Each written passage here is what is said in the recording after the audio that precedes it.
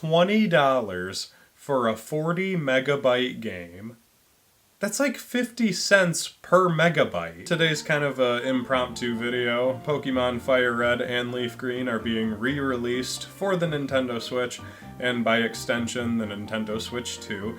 And I wanted to give myself a few days to let my opinions marinate after the announcement, but I think I know how I feel about this, so let's jump into it. As we see here, Pokemon FireRed version and Pokemon LeafGreen version are coming to Nintendo Switch in multiple languages. There are separate versions for each language here. You see you got English, French, Spanish. Look, I really don't care about the language thing that much. If I do buy one of these, I'll just get the English version. Shocker. I don't care about having it in Spanish or French, so, like, I know some people are annoyed about the whole language thing, but I really don't care. So now, these are going to be digital-only releases, and here's my surprised face.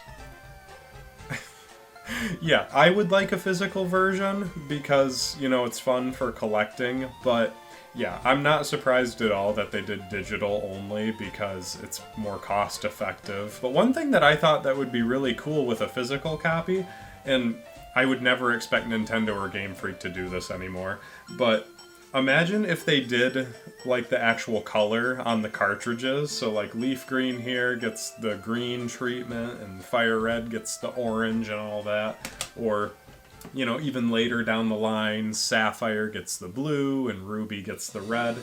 But yeah, I thought that would have been a cool thing to do, but I was not expecting a physical copy of this game whatsoever. And another thing people have been talking about is the fact that the games are being sold individually. So you don't just get to buy a pack and it's like FireRed and LeafGreen together. No, you have to buy them separately, just like the good old days. If any of you have watched my videos in the past, you know that I definitely prefer buying games individually rather than needing to pay a subscription service.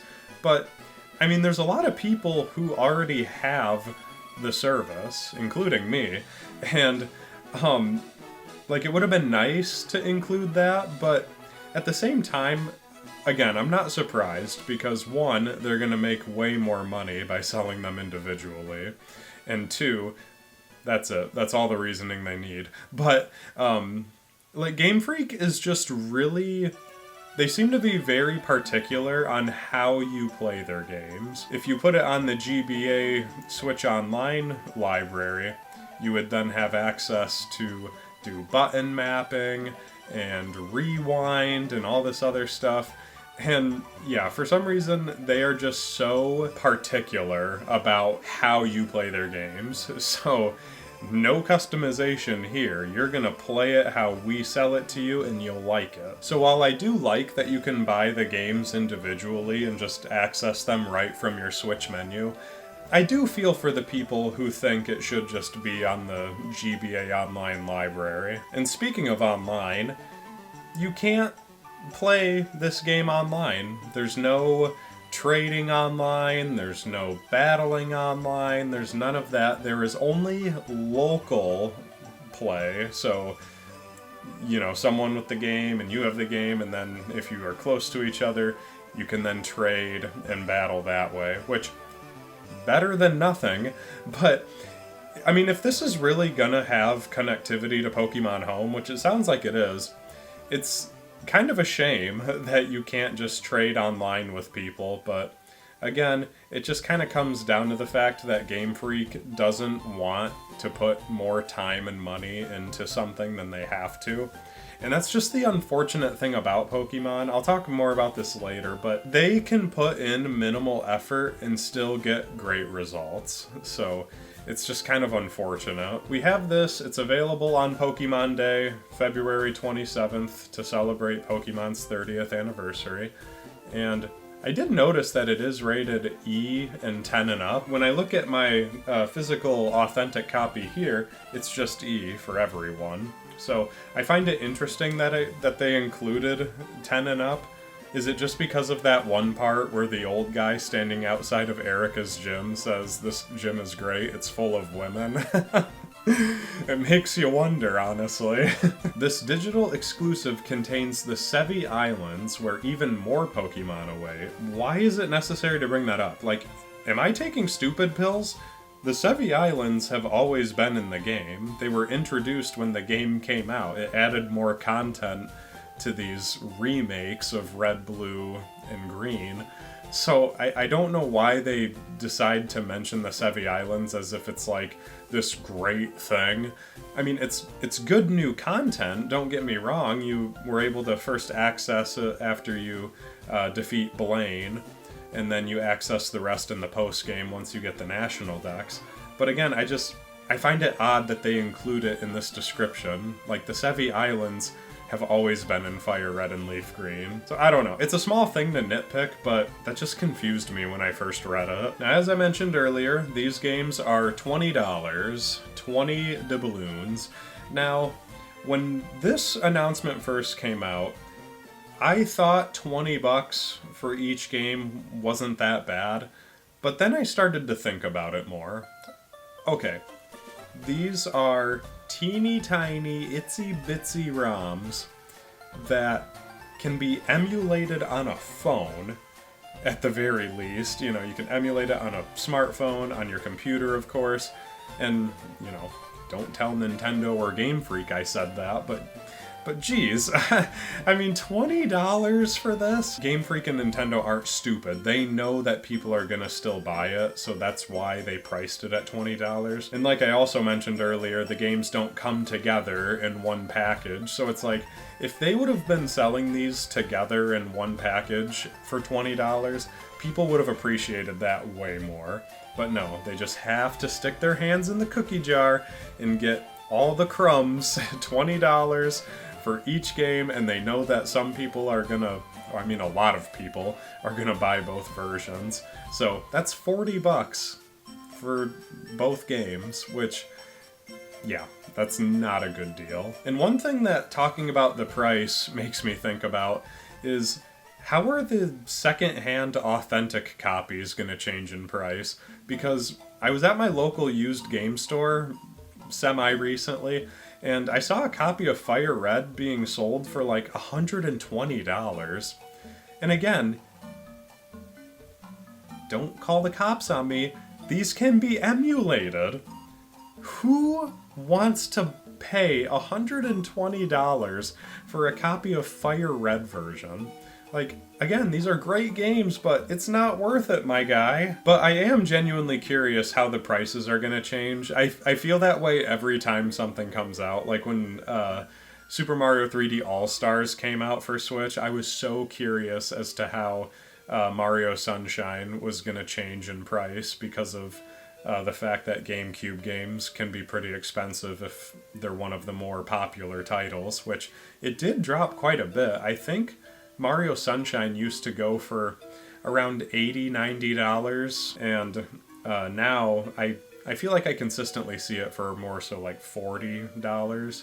So, I mean, if nothing else, if these games coming out cause the authentic copies to drop in price and make it more accessible for people who actually want to purchase them, then, I mean, I guess that's a good thing that would come out of it, because, again, I hate when old games are sold at that high of a markup. Not to mention Pokemon Emerald version. An authentic copy of Pokemon Emerald goes for like over $300. You could buy a normal Switch with that amount of money, which is also just another quick segue to another topic I was thinking of. And that's, you know, I wonder if Sapphire, Ruby, and Emerald are going to get the same treatment later down the line. And I can't imagine, though, that those would sell for the same price as LeafGreen and FireRed. I bet you Sapphire and Ruby will sell for more like $30 each, and then Emerald will be like $40 on its own. I could totally see that happening. I'd say all in all, while I do appreciate old Pokemon games, and not to mention two of my favorite Pokemon games being re-released like this and being more accessible, especially to people who haven't even played the games yet, I do appreciate that they're being released, but This is just not a great way to do it. And that comes to the question, I guess, for myself, which would be, do I think I'm gonna buy these? So I would say if I do buy them, I would only buy one, and I would buy LeafGreen version because that's my personal favorite version out of the two. I wouldn't buy both. That's such a waste of money. It already is a waste of money, but because I love Pokemon LeafGreen, I will consider it, but I don't see myself buying it the day it releases. But the fact that I'm even considering it just shows you that Nintendo and Game Freak have already won. They know that they can just mark up these low-effort re-releases, and we are gonna eat it up like a dog catching food off the kitchen table. And before I even started recording this video, I saw on Facebook that apparently these games are like the highest selling games on the Switch eShop right now because of all the pre-orders. Yeah. Again, here's my surprised face.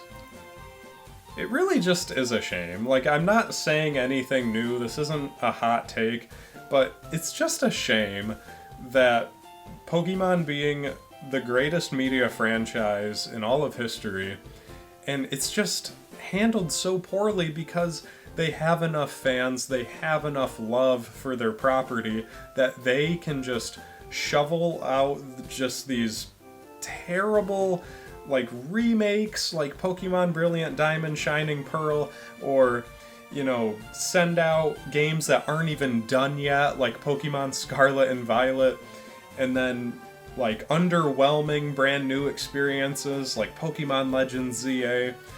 The list just goes on and on. They just continue to just not care about the customer, and all they care about is the money. And I'm not trying to say that new Pokemon games have no merit whatsoever, but it's really hard to support this, you know? But I really just don't have a great reason to buy these games. They're not doing anything that interesting with them.